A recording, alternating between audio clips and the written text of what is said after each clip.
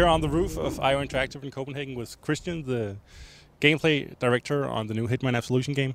So, new Hitman game after 5 years, finally. I guess you're excited. Oh yeah, it's been a long wait for us, long time, and we're as excited as the fans to finally get the chance to actually start talking about what we've been building for so long. It's been quite a journey for us, building an entire new engine to kind of enable us to do all the stuff we've always wanted to do, with even more advanced AI and a much more powerful storytelling element in the game. So yeah, it's pretty big for us, and we're super excited to finally be here at this stage. 47. What has the new engine allowed you to do that you couldn't do before? Well, I think there are kind of two main levels you can talk about the engine. Obviously, there's the stuff you see when you play the game as a player, right? It's improved the visuals quite dramatically, and obviously the AI is way more advanced than before, and we can pull off some things we couldn't do before if you think about how the previous games were. But more importantly, for us internally in the house is also how all the flows when we do our creative work with the game, how those improved vastly, right? So in the old engine, Glacier 1, we could do fewer iterations on something. Say you have a level you want to improve on, and you can just move the characters around and look at it in real time, pause the game, move them a little bit, trigger some new dialogue, look at the combat and action, all that stuff.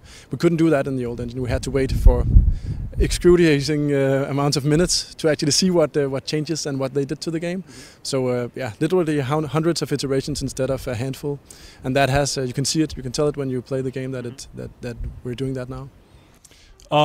You've been showing a demo containing one level, or part of one level from the new game. One of the new features that will stand out to longtime fans is this thing you call Instinct. What's that about? Well, Instinct is a new kind of ability for Hitman. It's both an economy, and tied to that are a lot of different powers. So if you think about it, Hitman has a lot of kind of core gameplay elements like disguises and close combat and whatnot. And basically what Instinct does is it allows Hitman to be a little bit better at these things if he has this Instinct power charged. So, for instance, while wearing a disguise, you usually don't want to get too close to people because they can see through the disguise. But if you apply your instinct power to it, you can actually impersonate your disguise and fool the guys looking at you. So you can use it to actually gain access to some place, but you can also use it reactively to get out of trouble. For instance, if someone just spots you, and you can kind of try to bluff them. And that would go for a lot of elements in the game. And at the same time, it's also, as I said, an economy, so you kind of reward you for playing like a hitman, doing stuff that fits with the fantasy of a hitman, and that will enhance your instinct power. And obviously we can tune this for the different difficulty levels, so that this tool is readily available for the easier difficulties, and you really have to earn it and use it wisely as the game gets tougher. What was the reason for coming up with this sort of... I mean, it breaks a little with what you've done before, and now you can see people through walls and stuff when you use it. What was the reason for coming up with the system? Well, we really wanted to play with having the game be less binary, so that the outcomes of what happens are not as either you're spotted or you're not. So we wanted to play with this situation where you're almost spotted, and Instinct will allow you, as you said, you can see people through walls, you can sense them, right? But you can also see the paths they're going to take. So let's say you do a clumsy kill, you get spotted or something, you know a guy's coming for you, and you're kind of hiding in cover, and you can see that, okay, he's going left. This would allow you now to go right, instead of just taking a dumb chance. So what you can say is that Instinct is kind of... it's taking some of this try and error gameplay that was we thought there was way too much of in the earlier games. It's taking it out of the game, allowing you to have an actual choice. Since if you know what you're choosing, that's the real choice, right? Sometimes in the old game you got this feeling that you had a lot of choice, but you didn't necessarily know what would be the consequences of what you chose, and some thing you did in one part of the level could have quite big effects in other parts of the level. And we kind of wanted to bring that a little bit closer to you, and this is just one of the systems that we then kind of invented to help you kind of look at what the AI is thinking a little bit and help you make your choices. You also had a section where Hitman is wearing a cop uniform and then goes to eat some donuts to avoid being spotted. Oh yeah. Yeah, I mean there's a lot of things in that moment, right? One of is obviously this kind of dark humor element that we really brought into this game as well. It's been part of the franchise for a long time. But it's also this kind of, we call it hiding in plain sight, which is, it's not only for disguises, it's also for crowd gameplay and a lot of other things. But in this case, being in a specific disguise at a specific location allows you to do stuff.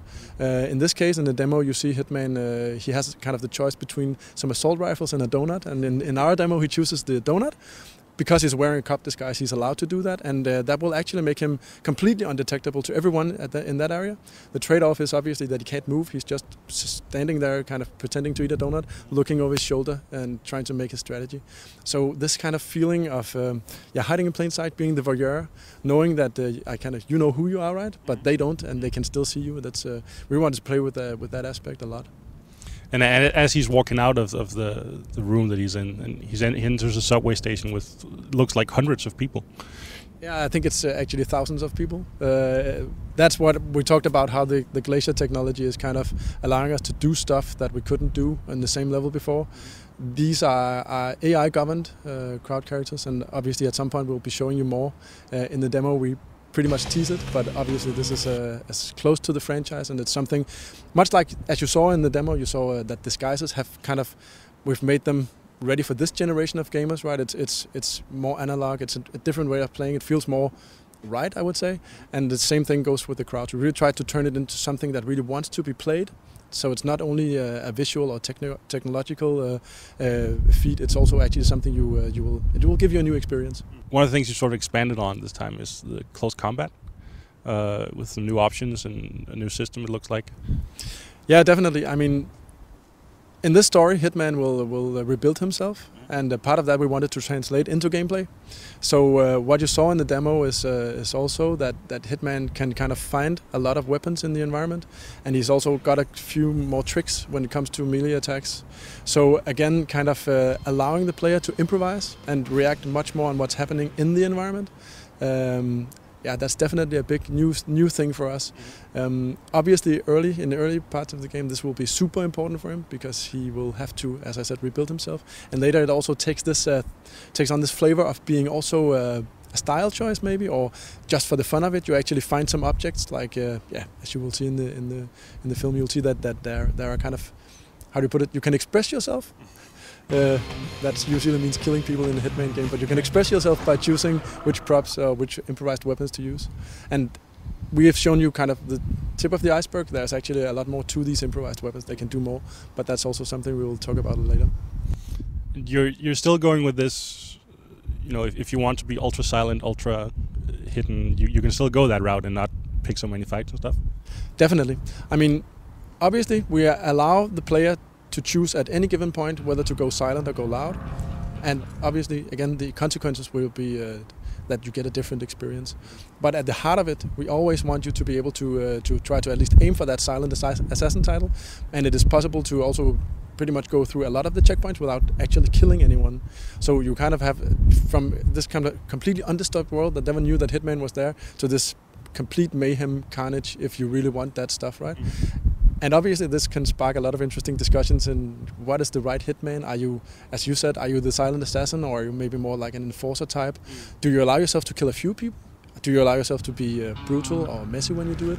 Or do you want to be utterly unseen, right? And that choice is always present, right? It's up to you at any given point.